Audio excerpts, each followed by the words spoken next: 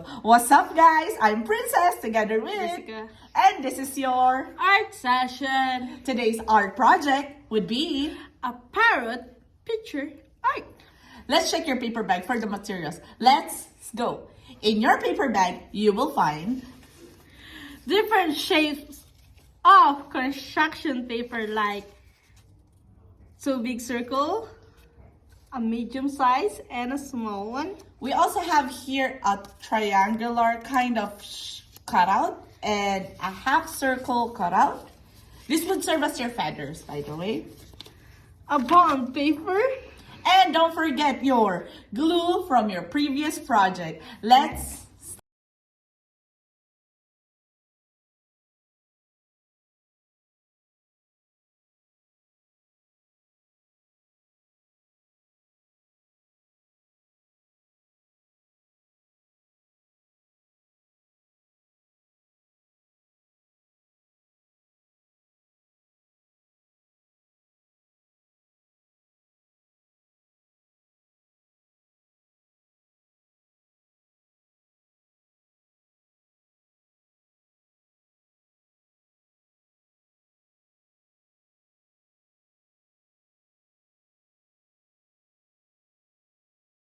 there you go, guys. Your Parrot picture art.